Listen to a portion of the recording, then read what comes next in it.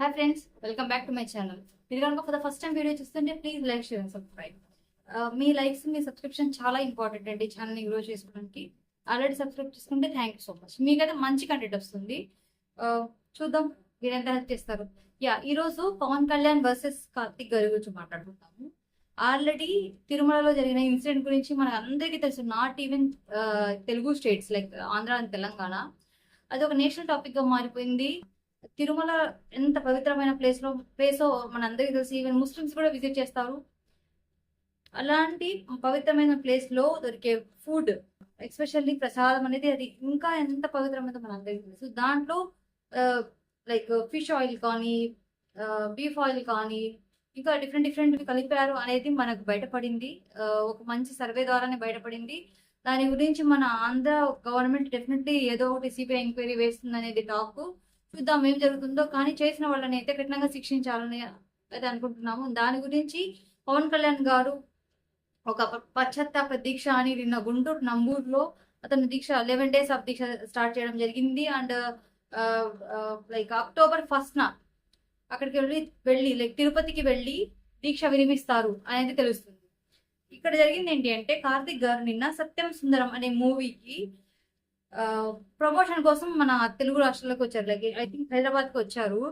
అక్కడ మాటల మధ్యలో యాంకర్ ఒక క్వశ్చన్ అడిగారు అనమాట. మీమ్స్ ప్లే చేస్తూ ఉన్నారు, ఒక్కొక్క మీమ్కి మీ రియాక్షన్ ఏంటి ఇప్పుడు అన్నట్టు అడుగుతున్నారు.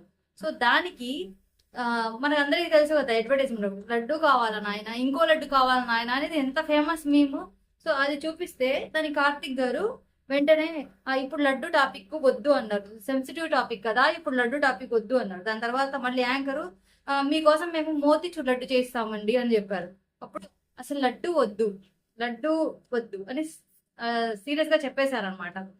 అది ఆ నోట ఈ నోట పడి మన అందరి మీమ్స్ ఎంత ఈజీగా షేర్ అవుతున్నాయి కదా. సో డిప్యూటీ సీఎం గారికి వెళ్ళింది. డిప్యూటీ సీఎం గారు చాలా సీరియస్ గా, నేను చూశాను, ఒకళ్ళు లడ్డు మీద ఒక జోక్ వేసుకుంటున్నారు, ఇది సనాతన ధర్మం, అసలు మీరు ఇస్తే రెస్పెక్ట్ ఇవ్వండి 100%, లేకపోతే దాని గురించి మాట్లాడకండి. అంతేగాని దాని గురించి ఒక మీమ్ చేసి దాని గురించి మీరు మాట్లాడే హక్కు ఎవరికీ లేదు. ఎందుకంటే ఆల్రెడీ అందరి మనోభావాలు దెబ్బతిన్నాయి. దాని మీద మళ్ళీ మీమ్స్ లడ్డు అంటే ఇంకా అంతేనది. నార్మల్ గా ఏదో ఒకటి ఎగ్జాంపుల్ చెప్పి దాన్ని దాటేయచ్చు. బట్ దానికి మళ్ళీ పాయింట్ చేసి అలా తీయడం వల్ల డెఫినెట్లీ అది కొంచెం హిందూస్ కి అసలుకే ఆల్రెడీ ఇప్పుడు జనాలు మొత్తం చాలా హట్ అయి ఉన్నారు ఆ లడ్డు టాపిక్ గురించి. ఎవరు చేశారు, ఏం చేశారు, ఎందుకు చేశారు అన్నట్టు, ఆ గీలో అవన్నీ ఎలా కలిపారు అన్నట్టు డెఫినెట్లీ ఫీల్ అవుతున్నారు. దానికి మళ్ళీ ఇదొకటి జరగడము, అది వెళ్ళి మన పవన్ కళ్యాణ్ గారికి చేయడం, ఆ పవన్ కళ్యాణ్ గారు మళ్ళీ దాని మీద ఇది చేయడము, నిజంగా చాలా హాట్ గా ఉంది. అసలు ప్రాబ్లం ఒక సైడ్ అయితే అందరూ ఆ ఫ్లోలో కొట్టుకుపోతున్నారు తప్ప ప్రాబ్లమ్ సొల్యూషన్ అనేది ఎవరు చూడట్లేదు.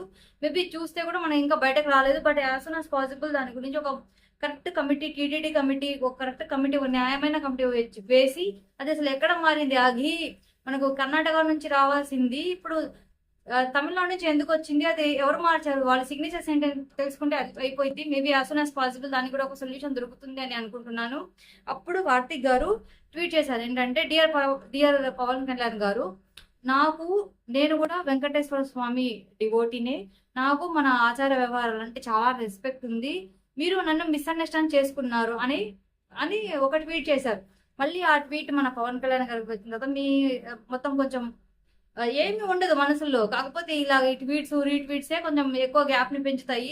సో మీ మూవీ సక్సెస్ అవ్వాలని కోరుకుంటున్నాను అని చెప్పారు. సో ఇలాంటి సెన్సిటివ్ టాపిక్ ఉన్నప్పుడు ఎంత సాధ్యమైనంత వరకు కొంచెం ఇతరుల మనోభావాలను దెబ్బతీయకుండా ఉండడం బెటర్. కానీ ఇది వాళ్ళని గుండు మీద కారం చల్లినట్టు అయితే చల్లకూడదు ఎవరు.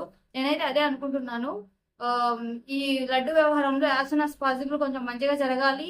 ప్లస్ నెక్స్ట్ ఎవరైతే ఇప్పుడు హిందూస్ కి ఆ ట్రస్ట్ పోయిందో వాళ్ళకి మళ్ళీ ట్రస్ట్ వచ్చేలాగా ఏదో ఒకటి కొంచెం జాగ్రత్తగా ఈ కరెంట్ గవర్నమెంట్ చేస్తే చాలా బాగుంటుంది. Even taste of the laddu also last 3-4 years నుంచి అయితే అసలు బాగాలేదు. ఇప్పుడు కొంచెం మంచిగా ఉంటుంది అని అయితే ఎక్స్పెక్ట్ చేయొచ్చు. So thanks friends. మీకు కనుక వీడియో నచ్చితే please like, share and subscribe. Comments చేయడం మర్చిపోవద్దు. లైక్ కూడా చేయండి. Thank you so much.